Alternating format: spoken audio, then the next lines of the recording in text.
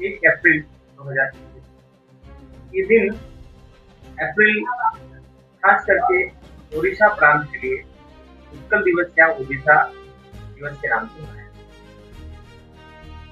1936 1936 में भाषा के आधार पर ओडिशा का स्थापना हुआ। जैसा मैंने कहा कि सिर्फ भारत देश में नहीं, विदेशों में भी इस प्रांत से रहे लोग जो ट्रेडिशन है, अपनी जो सभ्यता को जीवंत रखने के लिए क्षमता पूर्ण करते हैं। और जैसा हमने कहा कि जो इतिहास नहीं जानता वो भविष्य का निर्माण है।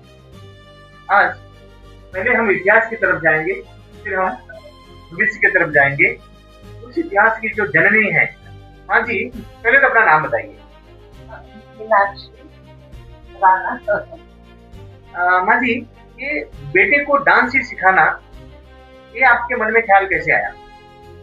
हमारे जमाने में इंजीनियर, डॉक्टर बहुत थे।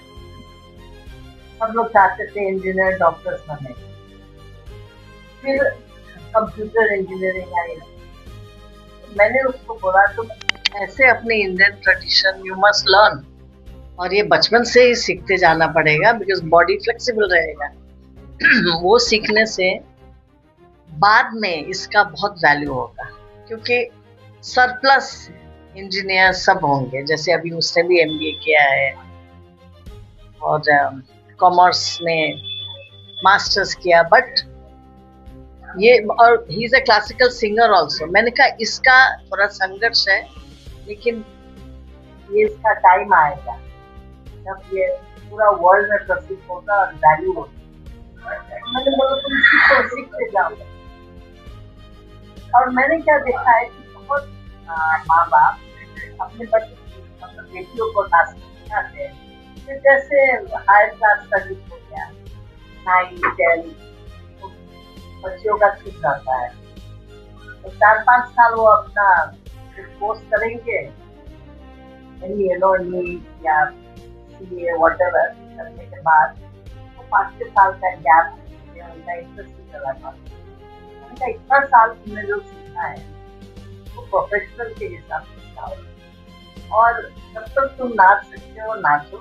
नाच में कला है, किसी को भी सिखा सकते हो। अभी बहुत लोग क्या करते हैं कि बैठ जाते हैं कला सिखाने के। I think you should perform. और जब बहुत एजेड होते हैं, मैंने देखा है यहाँ बड़े फेस्टिवल्स में वेरी सीनियर डांसर वो, जिनको एक्चुअली बैठ के सिखाना चाहिए, वो कर रहे हैं डांस, और यंगस्टर्स को वो संघर्ष करना पड़ता है, हमने देखा है ना। देयर इज नॉट मच पे, ये भी नहीं है, गवर्नमेंट भी हेल्प नहीं करती। मैं रिक्वेस्ट करती हूँ, यहाँ पे एक ओल्ड प्ले आएगा, एक लड़की आके डांस करेगा, तो मिलके 1000 अपने भी कलाकार है, चाहे गाने वाले हो, उनको भी रिस्पेक्ट करें। तो बहुत साधना लगती है, वेरी प्रिपेयर, हर चीज की मेहनत कितना बोलती है। तो जैसा आपने देखा, हिमाचल ने कहा है कि डॉक्टर बनाते हैं, इंजीनियर्स बनाते हैं, किसी को पायलट बनाते हैं, लेकिन माँ जी ने इनको एक एकदम आज के तारीख में कहा जाए तो धुरंधर बना दिया है। आज हमने इनके बॉडी को स्ट्रक्चर देखा और हमने डांस भी देखा, इनकी एक एक अंग, एक अंग एक दूसरे की तरफ। ये डांस में आपको रुचि आई, ऐसा कब लगा?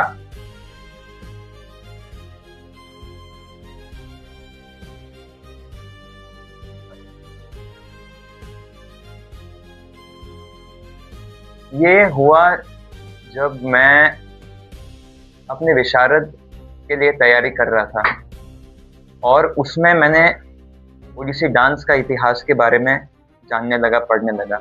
वो क्या है कि शुरुआत में एक बच्चों की तरह हम सीखते हैं, लर्न बाय हार्ट करके, लेकिन जैसे जैसे मैंने पढ़ने लगा एंड आई कुड रिलेट कि अच्छा ऐसा भी हुआ था। और उसके बाद जब मैंने नाट्यशास्त्र पढ़ा, अभिनय Chandrika, Abhinaya Darpan, I could relate to each and everything. और साथ ही साथ क्योंकि मैंने मेरी जो प्रारंभिक शिक्षा हुई थी वो इस्कॉन स्कूल से हुई थी, तो वेद पुराणों के साथ भी मेरा लगाव है, पढ़ाई हुआ है। तो मैंने देखा कि ऐसे जो हमारे नायक रहते हैं उनके ऐसे गुण रहते हैं। तो मैंने सोचा कि अच्छा, मैं भी क्यों ना ऐसे गुण अपने में अपना लूँ। और जैसे मैंने डांस करने लगा, उस समय जब मैं घर में अभ्यास करता हूँ, तो उस समय एक जागरूकता भगवान के प्रति, हमेशा मैंने ये कभी नहीं सोचा कि मैं ये कर रहा हूँ तो एक स्टेज के लिए कर रहा हूँ, एक व्यवसाय के लिए कर रहा हूँ, कभी नहीं। मैंने कहा कि हे जगन्नाथ, ये आपके लिए मेरा अर्पण है। इसलिए शायद ये कारण होगा कि गुरुजी मुझसे इतना प्रेम करते हैं, और ये कारण होगा कि मतलब सारे जन जब कभी मेरा डांस देखते हैं, मैं अपने मुंह से कहना नहीं चाहिए लेकिन मंत्रमुग्ध हो जाते हैं। तो अर्पण और समर्पण, ये इनका अर्पण है या इनका समर्पण है भगवान जगन्नाथ प्रभु के लिए? ये अर्पण और समर्पण हमने स्टेज पर देखा है। क्या आपको कभी ऐसा लगा कि आपने एमबीए किया हुआ है, एमबीए करने के बाद इस डांस को अगले 5 साल में आप कहाँ देखना चाहते हैं? जी, मैंने एक बार नर्तकी जो ऑनलाइन फोरम है डांस का, वहाँ पढ़ा था कि हमारे जो 5 गुरु हैं, उन्होंने जब ओडिसी डांस को लेकर आए थे, वो पूरे दुनिया के सामने उसको और आगे बढ़ाने में एक ही चीज़ में वो पीछे रह गए। वे मतलब उनकी ऊंची शिक्षा नहीं हुई थी। उनकी डांस में तो शिक्षा हुई थी, पर जो ये सांसारिक शिक्षा रहती है, जैसे कि कॉमर्स हो या साइंस हो, उसमें उनका नहीं था। तो it really held them back, वरना उनमें जो पोटेंशियल था वो ओडिसी डांस को कहाँ से कहाँ और पहुंचा सकते थे। तो इसलिए मैं सोचता हूँ कि मैंने पूरा पढ़ाई कर लिया कि अगर एक उनका क्षण भर भी कुछ एक मात्र भी कुछ मिले मुझे, तो मैं भी इस डांस को और आगे ले जाना चाहता हूँ। जैसा माँ जी ने कहा कि डांस ऐसी एक प्रक्रिया है जिसमें शरीर का हर अंग काम करता है और उसकी वजह से हमारी जो स्वास्थ्य भी बहुत अच्छा रहता है। स्वास्थ्य को ध्यान में रख करके अगर मैं कहूँगा तो सबसे पहले आप अपने आप को कभी एक नर्तकी के रूप में स्टेज पर परफॉर्म करना और एक धुरंधर, आज बॉलीवुड के हीरो के रोल में भी शायद आप काम कर चुके हैं और आप माँ जी ने कहा आप बहुत अच्छा गीत भी गाते हैं। क्या आप अपने मधुर स्वर में कोई एक गीत सुना सकते हैं हम सब? अभी फिलहाल क्योंकि आज उत्कल दिवस है, तो मैं ये इनके एक ओडियाई भक्ति गीत गाता हूँ।